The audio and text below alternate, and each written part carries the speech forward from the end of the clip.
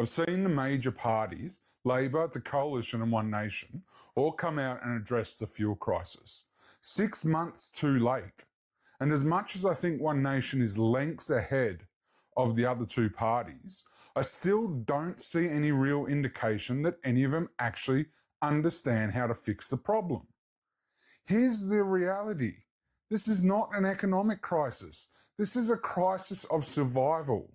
Australia's refineries supply roughly 20 to 25% of our fuel.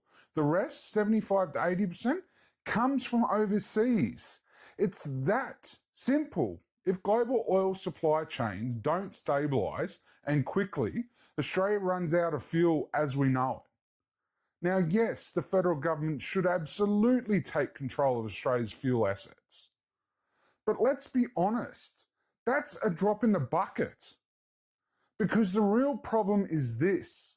For decades, incompetent governments have gambled Australia's future on the assumptions that global supply chains will always hold and that foreign nations, many of them authoritarian, will always behave in our interest. They won't, and they never have. Australia needs domestic capability. We need fuel refineries, reliable baseload power, coal and nuclear. Strategic infrastructure built for resilience, not for profit margins. And here's the part these politicians don't seem to understand. These are not just economic assets, they are national security assets. They should belong to the Australian people, managed by the federal government in the interest of the country, not global corporations and not global bureaucrats.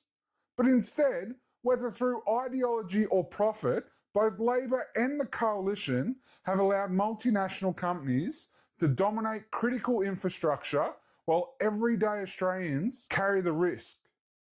And that brings me to Barnaby Joyce. You could argue he's benefited more than most from the very system that weakened Australia. He can talk. He can explain things in a way that works well for the media. But performance is not competence. So here's the question that needs to be asked, not just by One Nation, but by every Australian. If Barnaby Joyce has been at the centre of government for years, why is Australia less secure today than when he started? And why should anyone trust him to fix a problem he helped create? And One Nation, including Senator Pauline Hanson, needs to answer that.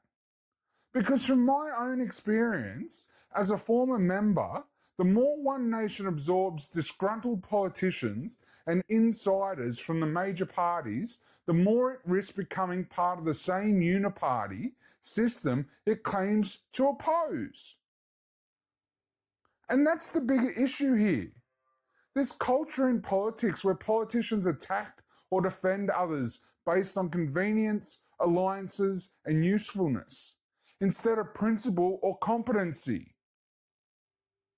That's why parliaments across this country are becoming morally bankrupt. So when Joyce backs someone like Chris Minns, there are only two possibilities. Either Minns is useful to him, or Joyce genuinely believes Minns is competent. And if it's the second, that raises serious questions about Joyce's judgment. Because the Minns Labor government has overseen failures that have cost Australians their lives. At some point, you stop calling it bad luck. You stop calling it complex. You call it what it is, incompetence. For anyone that's saying that I'm jumping on this bandwagon to try and hype up my podcast, you couldn't be further from the truth. As you can see from this shirt, this is an idea that I've had for quite a long time now. This idea has been at the core of the development of this podcast.